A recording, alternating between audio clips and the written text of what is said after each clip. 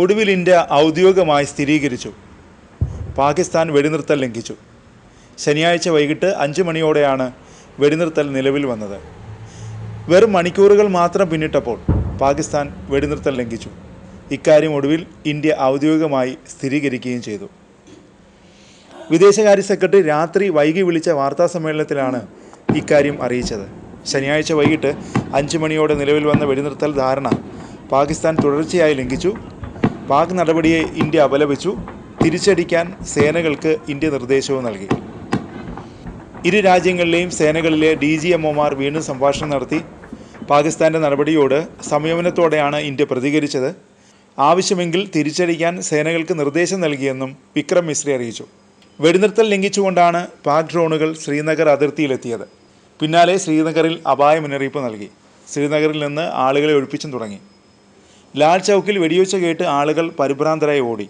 രാജസ്ഥാനിലെ ബാർമറിലും കഴിഞ്ഞ ദിവസം പാക് ഡ്രോൺ പതിച്ച ഫിറോസ്പൂരിലും അടിയന്തര ബ്ലാക്കൗട്ട് പുറപ്പെടുവിച്ചു. എല്ലാവരോടും വിളക്കണയ്ക്കാൻ നിർദ്ദേശം നൽകി.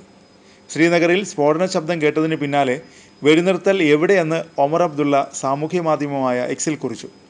ജമ്മുവിലെ രജൌരി, അഖ്നൂർ തുടങ്ങിയ മേഖലകളിൽ BSFൻ്റെ പോസ്റ്റുകൾക്ക് നേരെയും വെടിവെപ്പുണ്ടായതായി റിപ്പോർട്ടുകൾ പുറത്തു വന്നു. പാക് സൈനികർ അതിർത്തിയിൽ വെടിവെപ്പ് തുടർന്നു.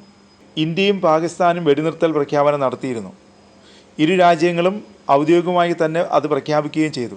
മണിക്കൂറുകൾ മാത്രം പിന്നിടുമ്പോഴാണ് പാകിസ്ഥാൻ വീണ്ടും പ്രകോപനം തുടരുന്നത്. ഇന്ത്യ പാകിസ്ഥാൻ വെടിനിർത്തൽ വിവരം ആദ്യം പങ്കുവച്ചത് US പ്രസിഡന്റ് ഡൊണാൾഡ് ട്രംപാണ്. സാമൂഹ്യ മാധ്യമമായ ട്രൂത്ത് സോഷ്യലിൽ പങ്കുവച്ച കുറിപ്പിലാണ് ട്രംപ് വെടിനിർത്തൽ പ്രഖ്യാപനം നടത്തിയത്.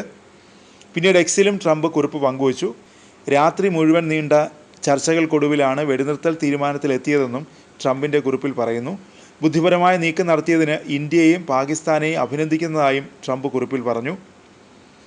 പാകിസ്ഥാൻ്റെ ഡെപ്യൂട്ടി പ്രധാനമന്ത്രിയും വിദേശകാര്യമന്ത്രിയുമായ ഇഷാഖ് ദറാണ് വെടിനിർത്തൽ തീരുമാനം പാകിസ്ഥാൻ്റെ ഭാഗത്തുനിന്ന് അറിയിച്ചത്.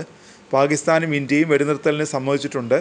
പാകിസ്ഥാൻ രാജ്യത്തിൻ്റെ പരമാധികാരത്തിലും പ്രാദേശിക സമഗ്രതയിലും വിട്ടുവീഴ്ച ചെയ്യാതെ എല്ലായ്പ്പോഴും മേഖലയിലെ സമാധാനത്തിനും സുരക്ഷയ്ക്കും വേണ്ടി പരിശ്രമിച്ചിട്ടുണ്ടെന്നും ഡാർ എക്സിൽ കുറിച്ചു.